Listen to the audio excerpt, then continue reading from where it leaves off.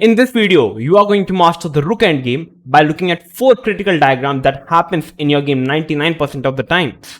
So let's start. So we have the first position on our board. We have a very common and popular diagram. We are playing with the black pieces and the opponent's pawn is on the 7th rank and the opponent's rook is on the 8th rank. It's a famous draw position. So in this position, we can simply move our king to h7 and on g7. We cannot put our king to f7 because of rook to h8 followed by making a queen, and if we try to capture the pawn, rook h7 simply hangs the rook. So that's the reason we just can move our king to h7 and g7, king c5, king to g7, king to b6, and the moment the opponent king comes in contact with the pawn, now we can just simply start checking the king and just put our rook to a1 so that the rook is paralyzed on a8 because we are going to capture the pawn on a7. And now it's simply a draw. You can just keep checking the white king and it's a draw. It was a very easy draw to make in this particular position. So now let's move on to the second position. So we have the second position on our board, but this time the opponent's pawn is on the 6th rank and not on the 7th rank. So it is a bit different position. So here white starts with king f1, and the basic problem in this position here is if we try to continue with something like king h7, the same idea we were doing when the pawn was on the 7th rank, king e1, and if we just go for the same idea, rook f5, king here, it is simply winning position for white because check, check, and now the white king can simply hide on a7. And now just put your king to b8, put your king to rook to b6, king to b7, and now you can just push the pawn and win the game. So it's a completely losing position for black. So is it just a losing position for black? No, it is not, because after king f1, now we are having a bit different approach in this particular position. We are going to play the move rook to a5, exclamation. What is the idea? After rook a5, white is still going to bring his king, because if white tries to push the pawn, it's a very well-known draw. So king e2, now we can give a check, start with a check, and now just put the rook on the 6th rank. And what's happening here? After putting the rook on the 6th rank, if white pushes up the pawn, we can just put our rook to a6 and it's a well-known draw. And here, the only thing that white can try to make progress is to simply bring the king.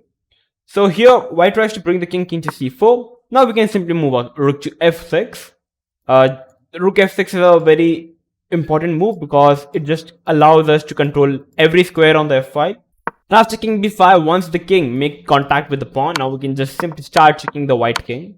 It doesn't matter where the king goes. And now we can just put the rook on f6 once the king lost the contact with the pawn. And the idea is pretty simple. We are attacking the pawn. The rook cannot move from the a file because we are simply going to capture the pawn on a6. And once the pawn is pushed, we can simply put our rook to a6 and it is a well-known draw. So here, if rook a7 check, white tries a bit different approach. It doesn't matter. Now we can simply start giving checks because the a7 is gone. So we just keep checking and it's a draw. It's a well-known draw. So this is how you can continue this position. It is a very interesting way to draw this position when the opponent's pawn is on the 6th rank and not on the 7th rank. Many players don't even aware of this position, so you must remember this position, the 6th rank defense I would say, or if you're playing with the white pieces, the 3rd rank defense, a very interesting one. So this was the second position, so now let's move on to the 3rd position. So now we have the 3rd position on our board, but this time there is no rook pawn, but instead we have the knight pawn in this position which lies on the 6th rank. So in this position, how to continue this position? The point here is white plays king f1. And now we are going to play the move king to f7 in this position. King to e1.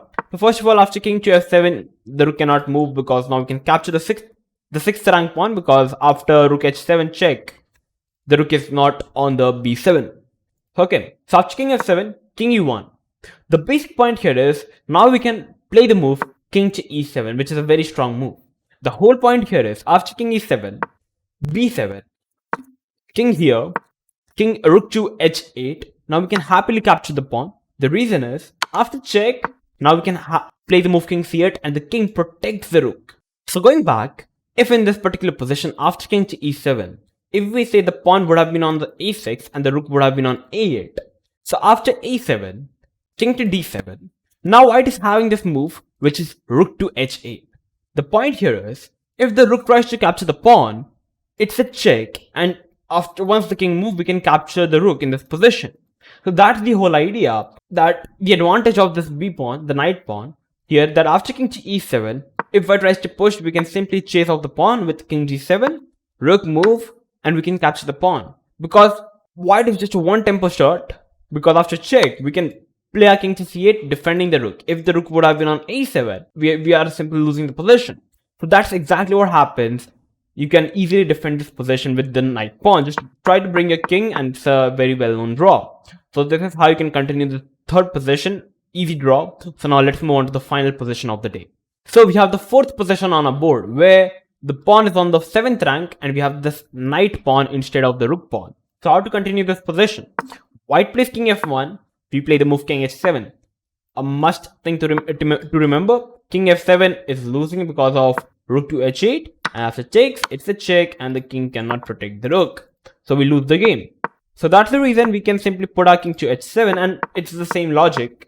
After the king attacks the rook, we can play the move rook b6, and once the king tries to come near the pawn, in contact with the pawn, we can simply start checking the white king, and it doesn't matter where the king goes.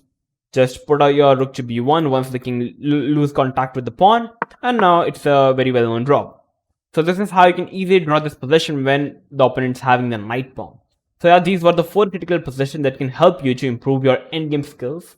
If you learned anything new today, make sure to like the video, share this video with everyone, and make sure to subscribe to our channel if you are new to our channel. I'm going to see you soon, so till then stay tuned and keep watching OneShot Chess.